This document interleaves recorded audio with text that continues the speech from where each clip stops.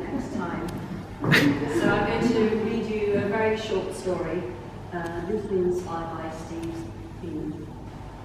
It's called The Tanker Cure. I took a plane to Athens, where I used to live. When I sat inside its cylinder, at the same time I could see my plane from the ground, a glinting chip moving across the gap between the clouds of a windy, rainy London dawn, as if part of me remained behind to watch next door's conifers gyrating against the sky and look up and down the street for the poisoned animal usually. The moment we landed, a strange gas came through the cabin's air conditioning. I detected it immediately. The staff brushed me off and I asked for an N95 respirator mask. I know what you're doing, I said, and they just looked at me, not even bothering to raise a tight smile between them. They couldn't deny it. A woman next to me coughed without discretion into a tissue. Outside the terminal building, I stood for a moment beneath the familiar looping aircraft logo to inhale that Athenian air, so clear and mythical and dirty and modern. I birthed my children in this country and it meant a lot to me. I knew I better head straight to the British Embassy to make myself known, so I got on the bus. After an interval, I realised a man was tailing me, someone obvious in gabardine trousers. Gabardine has many more warp than webbed yarns. To shake him, I got off the bus 2 stops early and walked the rest of the way.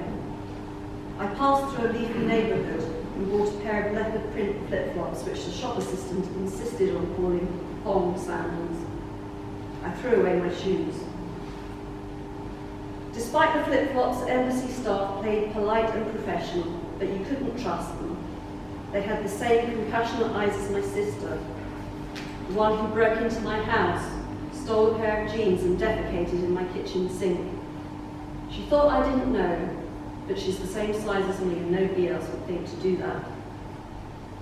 She and my husband conspired to have me committed for a while when, following that intrusion, I uploaded on Instagram a photo of myself with my fuse box, brandishing a pair of pliers at the spindly live wires, and said I'd rearmed my burglar alarm. Officers arrived with a support services flunky who said I was a danger to myself and asked me to go quietly, which I did, feeling the long arm of my husband. He advises the Greek government, with no little influence behind the scenes. He's also an octopus.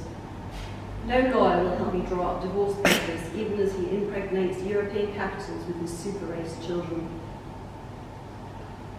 After the embassy receptionist looked me in the eye and assured me she'd notified the ambassador, I took a taxi to the Hotel Grand Britannia to meet my contact. I sat in the lobby next to the Winter Garden and drank a glass of over-chilled champagne from Bohemian Crystal. But someone had intercepted my contact and my best credit card failed, so after a short scene, I got a bus to Piraeus, whose waters serve as a graveyard for abandoned tankers. There I picked a fresh orange from one of the trees lining the quayside where you get boats to the islands. Its soft, matte peel came away easily and the flesh burst with juice, a different fruit entirely from your dry, clenched supermarket orange.